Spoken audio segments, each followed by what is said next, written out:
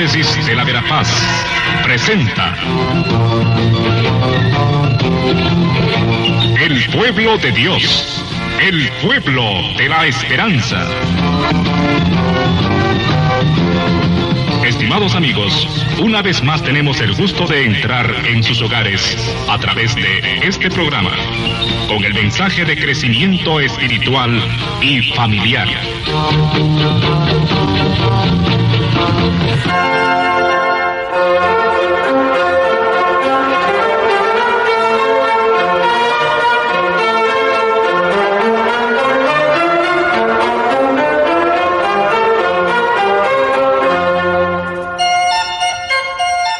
Saludos cordiales, amigos, amigas. En este fin de semana, el que llegamos al fin del año litúrgico en el calendario de la Iglesia Católica. La fiesta de Cristo, Rey del Universo, marca el final de un año más en el ciclo de las celebraciones de la Iglesia. Ya dentro de 8 días comenzaremos el tiempo del Adviento y con eso un nuevo año en todo este ciclo litúrgico. Por supuesto que la fiesta de Cristo Rey tiene una gran importancia y ha tenido un impacto muy grande en la religiosidad, en la fe de la Iglesia. Sin embargo, también es una fiesta que tiene sus puntos criticables, podemos decir. Algunos criticaban ya desde el inicio la institución de esta fiesta de Cristo Rey del Universo. Y veamos por qué. Fue en 1925 cuando el Papa Pío XI declaró aquella solemnidad de Cristo Rey del Universo en un contexto político, social, también un poco complicado.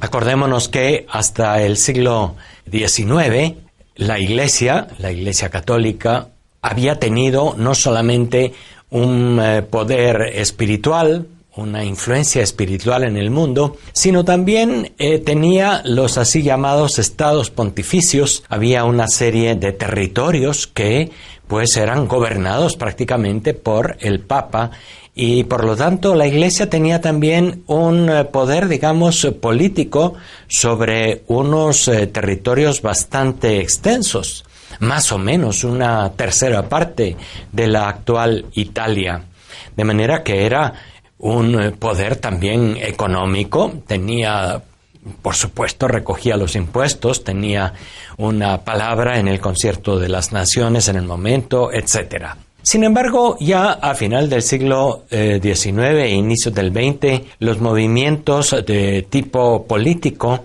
empezaron también a cuestionar aquel reino temporal, por decir así, de la Iglesia Católica.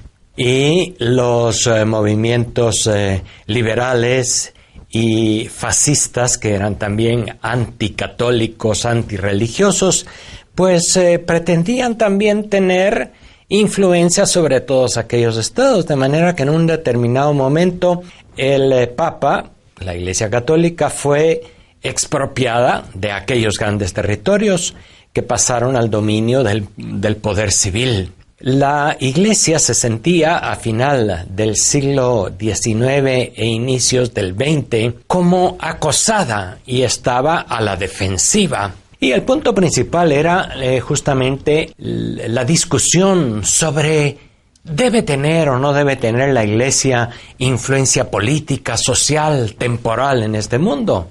Por supuesto que algunos, ya como había sido durante siglos, defendían que sí debería tenerse, que el reino de Cristo no era únicamente un reino espiritual para los cielos, sino que también se manifestaba en unas estructuras políticas, sociales, temporales, por decir así.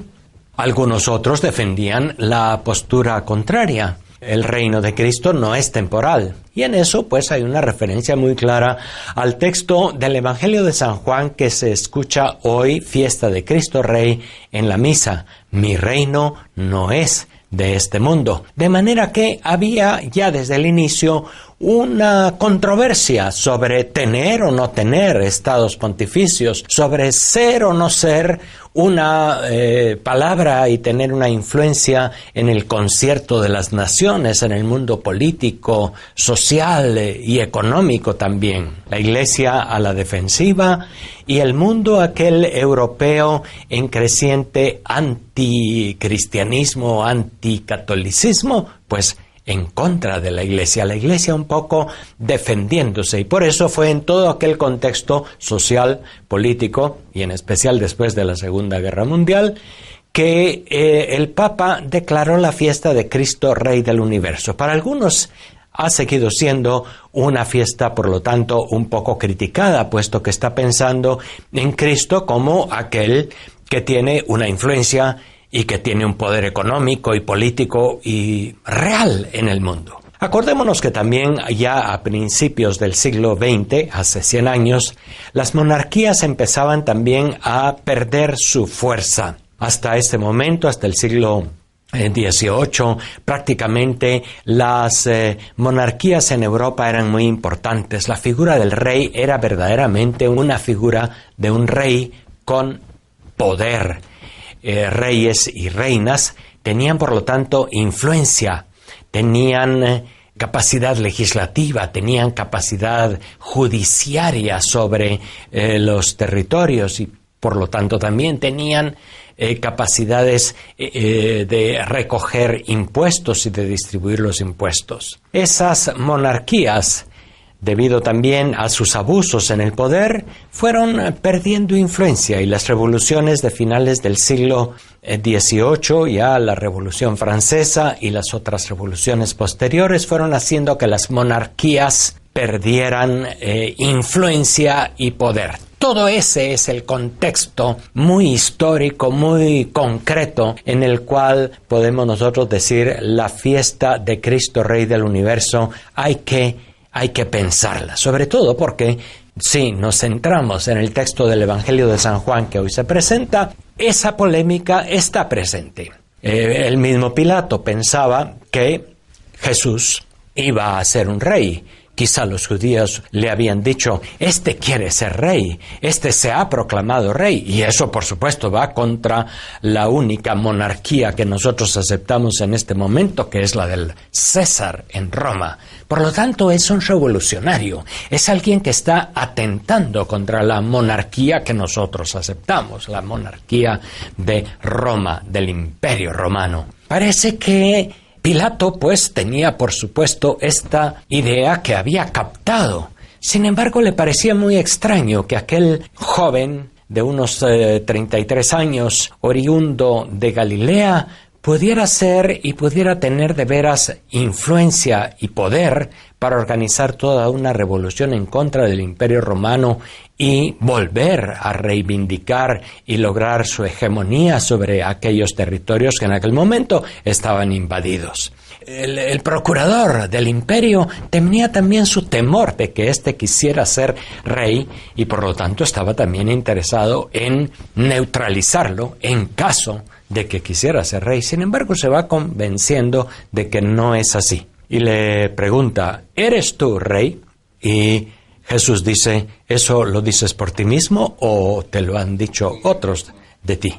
Y continúa el diálogo entre Jesús y Pilato, que le dice, ¿soy yo acaso judío?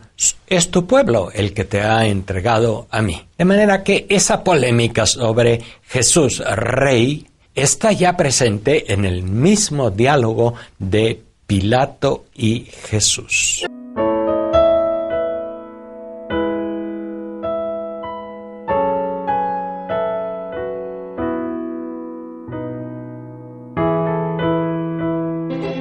Hemos visto varias veces cómo a lo largo de los santos evangelios también hay una confusión entre ese mesianismo, entre ese reino temporal, material que se esperaba de Jesús y las posturas de Jesús que van en otra línea, que él habla del reino, y más bien hoy hay traductores de la Biblia que prefieren hablar de reinado de Dios y no de reino de Dios.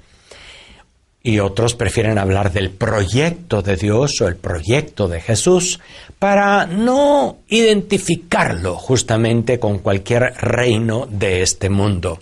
Es esa toda la polémica que está ahí detrás de esta fiesta de Cristo Rey, y que es necesario también reflexionar para que nosotros no identifiquemos muy inmediatamente los deseos de Jesús como la instauración de un reino aquí en la tierra. Fíjense ustedes que en la misma iglesia en un momento se llegó a pensar que la iglesia, la sociedad organizada, la sociedad perfecta llamada Iglesia Católica, era el reino de Dios sobre la tierra. Eso lo aclaró después muy bien el Concilio Vaticano II, diciendo que la iglesia es solamente germen y semilla del reino de Dios en medio del mundo, pero no es el reino de Dios en este mundo. La figura del rey, la figura del monarca, pues ya a finales del siglo XVIII, XIX y por supuesto en el XX, ha sido muy desprestigiada. Aparte de que todas las grandes figuras de poder se han visto desenmascaradas también. Incluso las monarquías europeas en los últimos años, en estos primeros años del siglo XXI, han sido acusadas también de actos de corrupción, de actos de enriquecimiento ilícito, etc. Y por otra parte, las monarquías en el siglo XXI ya no tienen el poder que tenían en la Edad Media o en aquellos años de oro de las monarquías europeas. Hoy las monarquías son representativas, tienen alguna influencia diplomática, no hay duda que son figura importante en algún pueblo, como lo es todavía, por ejemplo, en Inglaterra. Sin embargo, las monarquías ya no tienen el poder efectivo que tenían en aquellos tiempos. Hoy los gobiernos han ido más hacia las democracias y desafortunadamente, aún en las democracias, muchos han caído en corrupción, en no buscar de veras defender al pueblo y los derechos de los pueblos, sino a defender sus propios intereses egoístas, a aferrarse a su poder para buscar sus propios beneficios. Todo el tema del poder, el tema del rey o la reina, el tema de las monarquías, pues hoy ha sido bastante discutido. En algunos contextos en los cuales también se reflexiona la fe desde el punto de vista de la mujer y de los derechos de la mujer, se miran las monarquías también como demasiado centradas en la figura del varón y por lo tanto demasiado machistas. Así pues, hay críticas frente a la figura de Cristo Rey del universo que es necesario que nosotros también tengamos claro. Cuando Jesús dice, sí, yo soy rey, lo dice frente a Pilato, en el momento ya del juicio, en el momento en el que él sabe que ya no corre ningún peligro de que con esa declaración él iba a poder animar cualquier movimiento revolucionario, antimonárquico, antirromano. Jesús mismo sabe que no hay más peligro de identificar su reino con cualquier reino de este mundo. Jesús a lo largo de su historia había prohibido a muchos que decían, tú eres el Mesías, tú eres el hijo de David. Les había prohibido que lo divulgaran, precisamente porque Jesús tenía aún esa reserva. Decía, si me empiezan a llamar Mesías, este movimiento va a adquirir esta dimensión político, revolucionaria, social, que no era su objetivo principal. ¿Quiere decir eso, hermanos y hermanas, que el reino de Jesús no tiene nada que ver con este mundo? ¿Quiere decir eso que es solamente un reino para allá, para arriba, para los cielos? ¿Quiere decir eso que sea única y exclusivamente un reino espiritual? Ahí también podemos responder con toda claridad, no. El reino de Dios ya comienza en esta tierra. Ya está entre ustedes, ha dicho el Señor, y en todos los lugares donde hay compromiso por la justicia, compromiso a favor de los pobres, trabajo por la paz, no violencia activa. En todos los lugares donde hay solidaridad frente a los pobres, frente a los que lloran y frente a los que sufren, ya está el reino de Dios presente. Sin embargo, ven ustedes, no es un reino que se impone por la fuerza, no es un reino que se identifica con cualquier poder temporal. Es un reino que ya está entre nosotros desde que Jesús lo inauguró y comenzó a promover esas actitudes que son, nosotros decimos hoy, las actitudes de los ciudadanos del reino de Dios.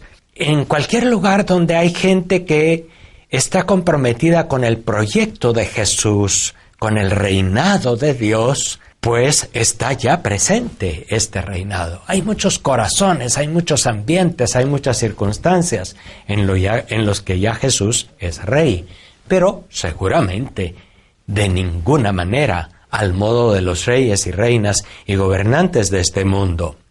Y fíjense también en algo muy interesante. El reino de Dios no se identifica con la Iglesia católica, con la religión católica, ni siquiera con la religión cristiana.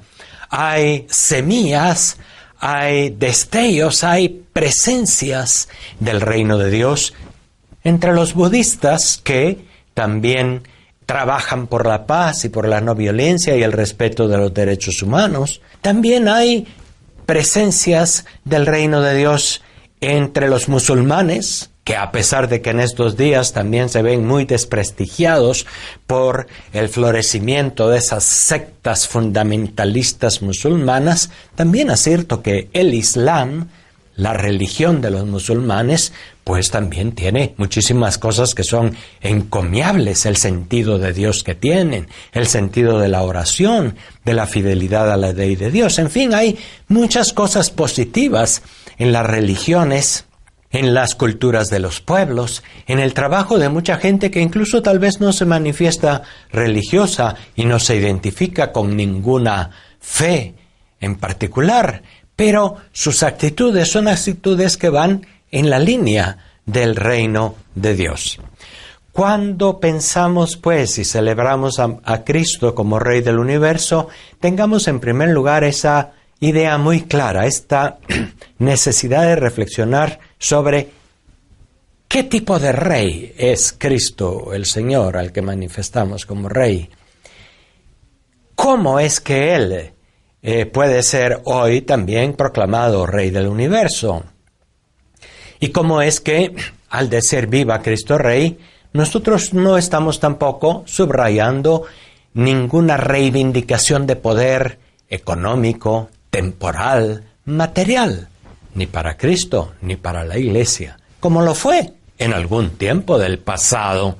La Iglesia en muchos de nuestros países, y comenzando por Europa, fue despojada de grandes territorios, de muchos bienes y por lo tanto también de muchos ingresos económicos en las revoluciones del siglo XVIII, comenzando por la Revolución Francesa y después las grandes revoluciones bolcheviques, comunistas y las otras revoluciones también en otros países, y también por el liberalismo del siglo XIX en nuestros países latinoamericanos. Por lo tanto, también hay que pensar sobre esto. En realidad, el que la Iglesia haya perdido propiedades, influencia política y social, puesto que perdió ese poder temporal, en realidad salió ganando, porque su objetivo no era meterse en el manejo de los asuntos temporales. Ya vemos que aún hoy, en nuestros días,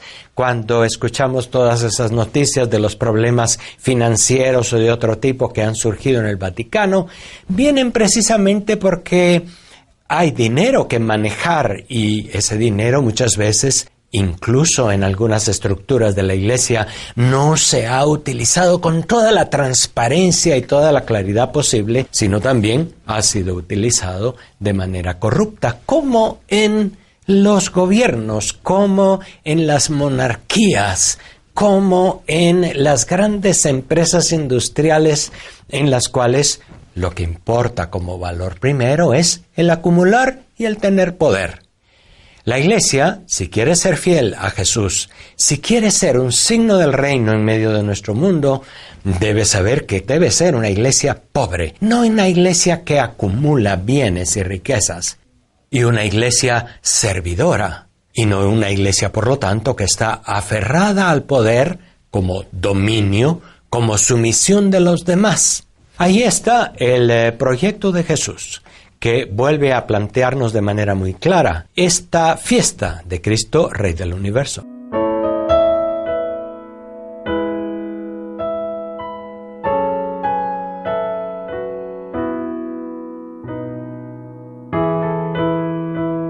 El Papa Francisco nos está ayudando también en este tiempo de su pontificado a definir y a entender de la mejor manera la misión de la Iglesia como germen o como semilla del reino de Dios en medio de nuestro mundo.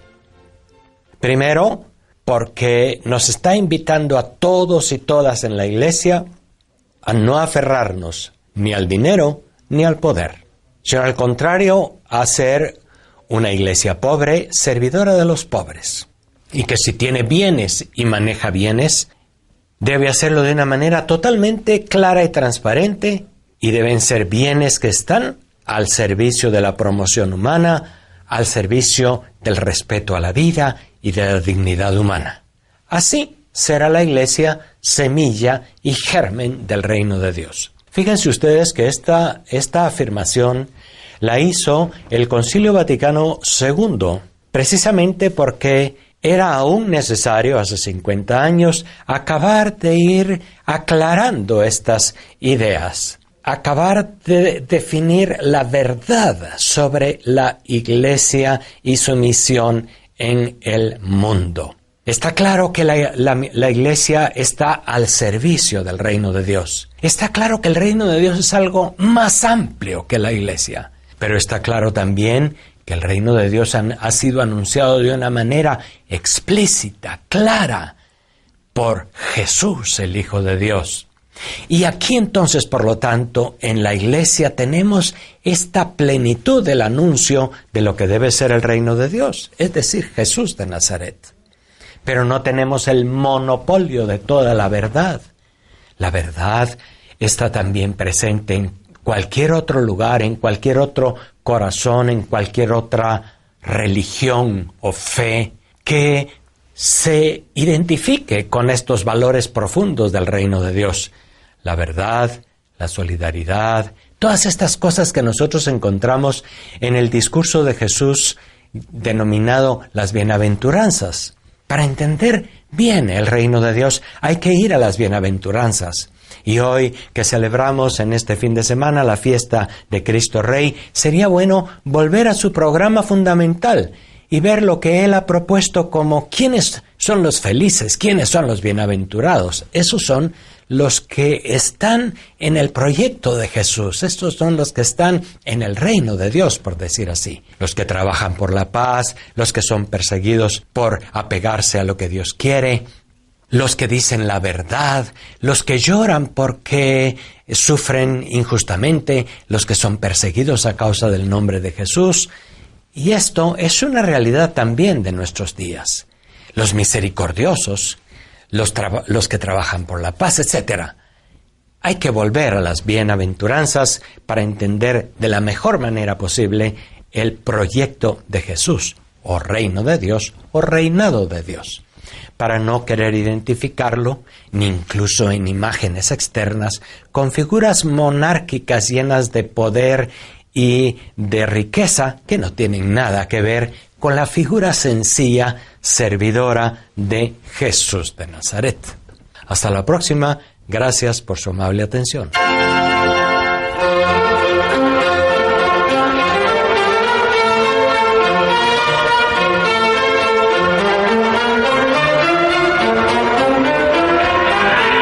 La Diócesis de la Verapaz presentó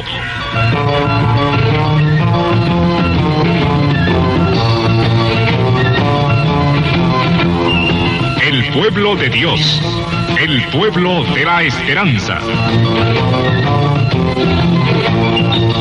Agradecidos por su atención al mensaje de crecimiento espiritual y familiar. Hasta otra oportunidad.